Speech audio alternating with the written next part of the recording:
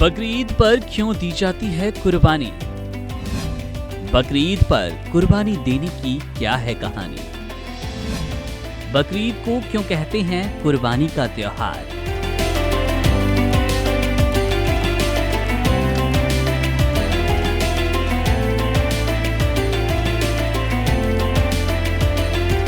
पूरी दुनिया में आज यानी कि 7 जून को ईद उल अजहा बकरीद का त्योहार बड़े ही धूमधाम से मनाया जा रहा है।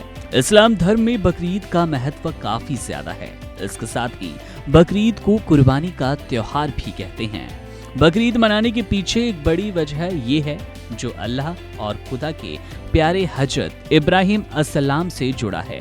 कहते हैं कि प्यारे हजरत इब्राहिम से जब खुदा ने उनकी सबसे प्यारी चीज की कुर्बानी मांगी, उसी कहानी से बकरीद त्योहार का नाता जुड़ा। तो चलिए जान लेते हैं कि क्यों मनाई जाती है बकरी ईद और इससे जुड़ी कहानी क्या है। बकरी ईद का मकसद और धार्मिक महत्व। कुर्बानी की कहानी जानने से पहले ये जान लेते हैं कि बकरीद का मकसद और उसका धार्मिक महत्व क्या है। बकरीद का मकसद है अल्लाह के हुक्म का, आदेशों का अमल करना, अल्लाह की राह में सब कुछ कुर्बान कर देना, अपनी प्यारी सी प्यारी वस्तु त्याग देना और उसमें जरा संकोच ना होना। ईद उल अजहा हजरत इब्राहिम की उस घटना की याद में मनाया जाता है जब उन्होंने अल्लाह के हुक्म पर अपने बेटे हजरत इस्माइल की कुर्बानी देने का इरादा कर लिया। लेकिन इस कहानी में एक ऐसा टर्निंग पॉइंट है जिससे हजरत इब्राहिम के बेटी की जान बच गई और हजरत इब्राहिम के बेटे की जगह एक दुम्बा को अल्लाह के पास भेजा गया।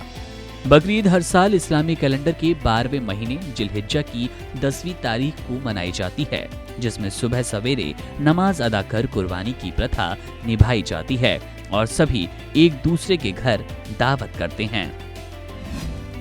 बकरीद की कहानी। कहा जाता है कि कुर्बानी की कहानी पूरी तरह से अल्लाह और उनके प्यारे हजरत इब्राहिम की परीक्षा से जुड़ी है। हजरत इब्राहिम एक बहुत ही नेक और ईमानदार इंसान थे। उनके व्यवहार की चर्चा दूर दूर तक थी। अल्लाह ने हजरत इब्राहिम की परीक्षा लेनी चाहिए।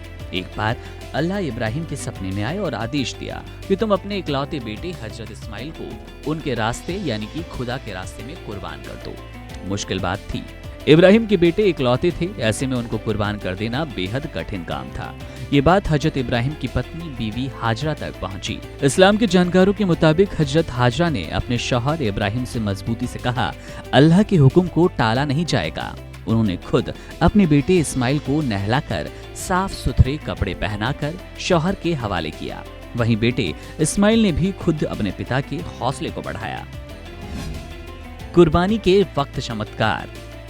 इस्लाम के जानकारों के मुताबिक हजरत इब्राहिम जब अपने बेटे की कुर्बानी देने जंगल जा रहे थे, तब उनको रास्ते में एक शैतान मिला जिसने हजरत को भटकाने के लिए कहा कि इस उम्र में अपने इकलौते बेटे को कुर्बान करने क्यों जा रहे हो। यहाँ हजरत का मन थोड़ा डगमगाया, लेकिन अल्लाह को वादा निभाने वाली बात याद आई और अपने रास्ते पर वो चल पड़े। लेकिन चमत्कार तो तब हुआ जब वे अपने बेटे की कुर्बानी दे रहे थे। अपने बेटे की कुर्बानी देते वक्त उन्होंने अपनी आंखों पर पट्टी बांध ली। जाहिर है कि पिता अपने बेटे की मौत वो भी खुद के हाथों से कैसे देख पाते। इसके साथ ही कुर्बानी देते वक्त कहीं उनका बेटे के प्रति प्रेम भारी ना पड़ जाए।